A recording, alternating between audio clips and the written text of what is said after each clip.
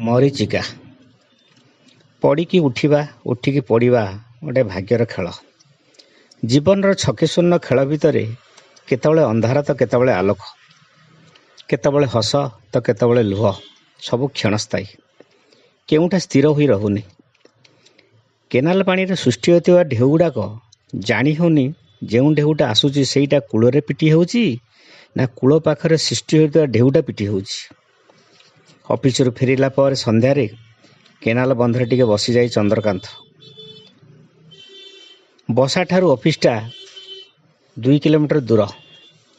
ଯେଉଁଦିନ ଅଫିସରେ ବିଶେଷ କାମ ନଥାଏ ଶୀଘ୍ର ଆସି କେନାଲ କୂଳରେ ଘଣ୍ଟେ ବସିଯାଏ ସେ। ଥଣ୍ଡା ମଳୟ ପବନ ସାଙ୍ଗକୁ ନରମ ସୂର୍ଯ୍ୟକିରଣଟା ତାକୁ ଗୋଟେ ଅଜଣା ରାଇଜକୁ ନେଇଯାଏ।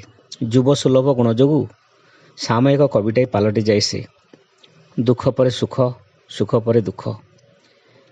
ଚାକିରି ନଥିଲା, ଘରେ ରୋଗାକ୍ରାନ୍ତ ବାପା ସାଙ୍ଗକୁ ବାଡ଼ୁଅ ଭଉଣୀର ବୋଝ ଥିଲା। ଚାକିରି ମିଳିଲା ବେଳକୁ ବାପା ଆରପାରିକୁ ଚାଲିଗଲେ। ଏବେ ବାଡ଼ୁଅ ଭଉଣୀର ବୋଝଟା, ଭଉଣୀର ବାହାଘର ବୋଝଟା ବେଳକୁ ବେଳ ତାକୁ ଅସହ୍ୟ କରିଦେଉଛି। ଭଉଣୀର ବାହାଘର ବୁଝିଲା ବେଳକୁ ବୋଉ ଏକୁଟିଆ ହେଇଯିବାର ଚିନ୍ତା। ଛକିଶୂନ ଖେଳରେ କେଉଁ ଘରେ ଛକି ମାରିଲେ ଜିତିବ ସେଇଟା ଭାବୁଛି ସେ। ଟେକାଟିଏ ପକାଇଲା କେନାଲକୁ, ଟପ୍ କିନା ଶବ୍ଦ ହେଲା। ଗୋଲାକାର ତରଙ୍ଗଟିଏ ସୃଷ୍ଟି ବି ହେଲା। କିନ୍ତୁ ଉତ୍ତରା ପବନରେ ସୃଷ୍ଟି ହେଉଥିବା ଢେଉଟା ମିଳେଇଗଲା।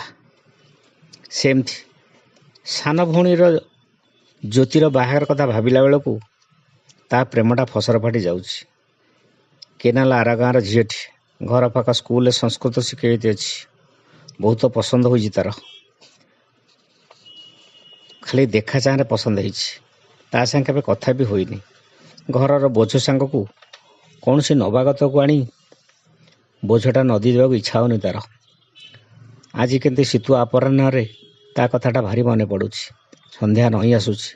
ସୂର୍ଯ୍ୟ କିରଣଟା ଢେଉ ଉପରେ ପଡ଼ି ଚକଚକ ହେଉଛି। କିରଣଟା ଆଖିରେ ପଡ଼ି ଆଖି ଝଲସାଇ ଦେଉଛି। ଆଉ ଗୋଟେ ଟେକା ମାରିଲା ପାଣିକୁ। ପୁଣି ଟପ୍ କରି ଶବ୍ଦ ହେଲା।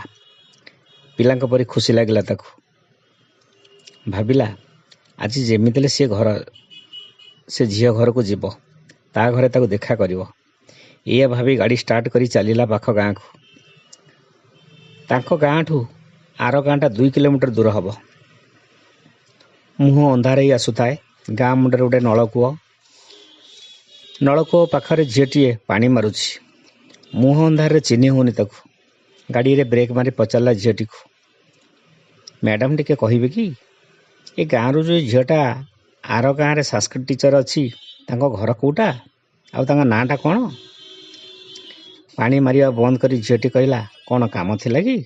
ହଁ, ଗୋଟେ ପର୍ସନାଲ କାମ ଥିଲା।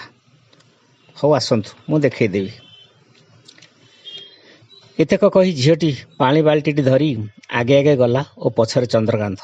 ଗାଁ ମଝିରେ ଗୋଟେ ଘର ଆଗରେ ବାଲ୍ଟିଟି ଥୋଇ ଅଣ୍ଟାରୁ ଚାବି କାଢ଼ି ଘରର ତାଲା ଖୋଲିଲା ଝିଅଟି।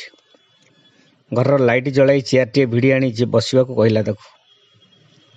କ'ଣ କହିବାର ଅଛି କହୁନାହାନ୍ତି? ମୁଁ ସେଇ ସଂସ୍କୃତ ମ୍ୟାଡ଼ାମ୍, ମୋ ନାଁ ଅନୁପମା। ଥମିଗଲା ଚନ୍ଦ୍ରକାନ୍ତ। କିଭଳି ଭାବରେ ପ୍ରସ୍ତାବଟା ଦେବ ଭାବି ପାରିଲାନି। ଯେଉଁ କାମଟା ମଧ୍ୟସ୍ଥିମାନେ କରିବାର ଥିଲା ସେଇ କାମଟା ନିଜେ କରିବାକୁ ପଡ଼ୁଛି।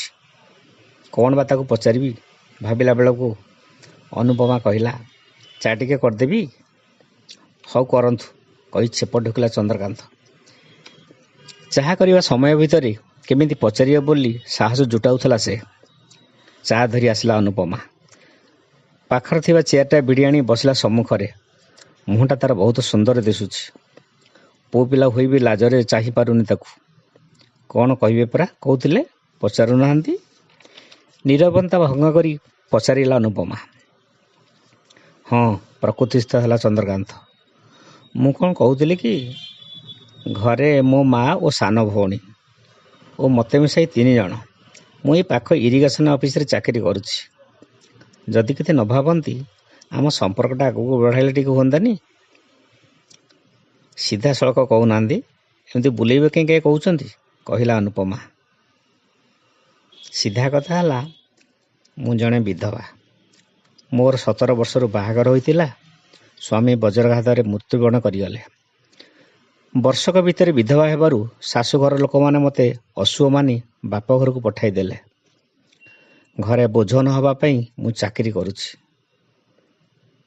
ଏକାନ୍ତ ମୋର ଜୀବନସାଥୀ। ମୁଁ ପ୍ରଜାପିତା ବ୍ରହ୍ମାକୁମାରରେ ଶରଣାପନ୍ନ ହେଇଛି। ଶପଥ କରିଛି ବିବାହ କରିବେ ନାହିଁ। ଏଣୁ ମୋତେ କ୍ଷମା କରିବେ। ଏକା ନିଶ୍ୱାସରେ କହିଗଲା ସେ।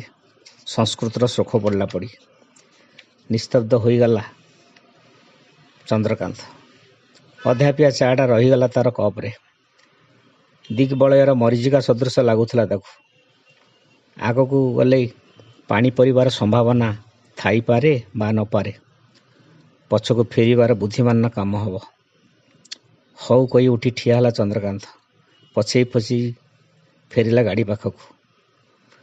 ପ୍ରକୃତରେ ମରିଚିକାକୁ ଦୂରରୁ ଦେଖିବାକୁ ସୁନ୍ଦର ଲାଗେ, ପହଁରିବାକୁ ନୁହଁ। ଗାଡ଼ିରେ ଷ୍ଟାର୍ଟ ମାରିଲା ଚନ୍ଦ୍ରକାନ୍ତ ଆଉ ଗୋଟେ ନୂତନ ଭବିଷ୍ୟତକୁ ଆଶା କରି। ଜୟ ଜଗନ୍ନାଥ।